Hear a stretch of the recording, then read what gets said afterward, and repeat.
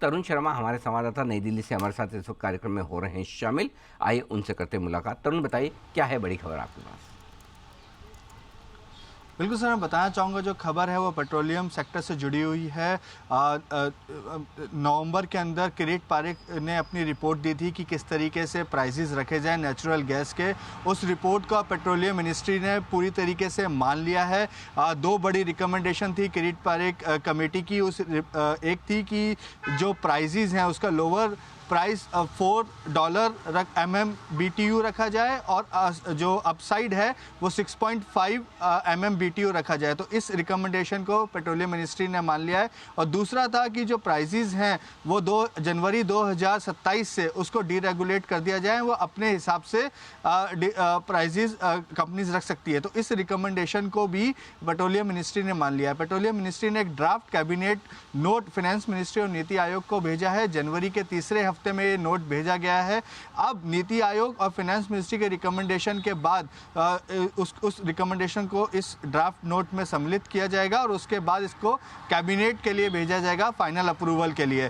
तो जो हमारे दर्शकों को बताना चाहूँगा कि किरीट पारेख कमेटी ने भी ये रिकमेंड किया था कि जो MMBTU है उसका बेस प्राइस 4 होना चाहिए और सीलिंग प्राइस 6.5 होना चाहिए और उसके बाद $0.5 MMBTU से उसको हर साल बढ़ाना चाहिए और 2027 से डीरेगुलेट कर देना चाहिए APM के प्राइसेस को। तो इन दोनों ही रिकमेंडेशन को पेट्रोलियम मिनिस्ट्री ने मान लिया है।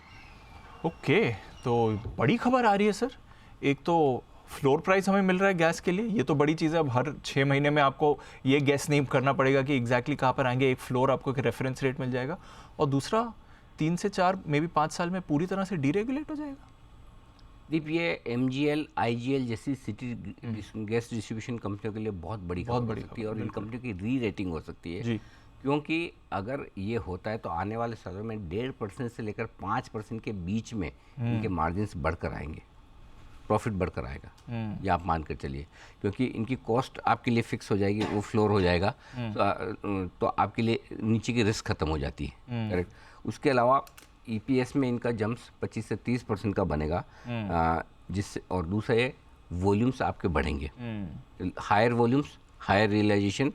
ये अगर ये जस की तस मान ली जाती है ना, तो मुझे लगता है इस सेक्टर की री-रेटिंग होगी और लंबे समय बाद IGL, MGL और सिटी गैस डिस्ट्रीब्यूशन कंपनी के लिए कुछ अच्छी खबर आती है। देखिए, ये एक बड़ा कैटलिस्ट हो सकता है इस पूरे सेक्टर के लिए। तो अगर ये चीज़ें फाइनल हो जाती है। तरुण से एक बार पूछो, तरुण, ये कब तक होने की उम्मीद है, कहाँ तक पहुँची है बात? देखिए सर, जनवरी के तीसरे हफ्ते में नीति आयोग और फाइनेंस मिनिस्ट्री को उनके कमेंट्स के लिए भेजा गया है। बजट की वजह से अभी तक कमेंट्स वापस नहीं आ पाए हैं, तो उम्मीद ये की जा रही है कि इस अगले हफ्ते तक दोनों ही नीति आयोग और फाइनेंस मिनिस्ट्री अपने कमेंट्स इंक्लूड कर देंगे। तो उम्मीद ये है कि जो 1 अप्रैल से जब प्राइजेस को रिवाइज करना है उससे पहले कैबिनेट का अप्रूवल इसमें आ जाएगा।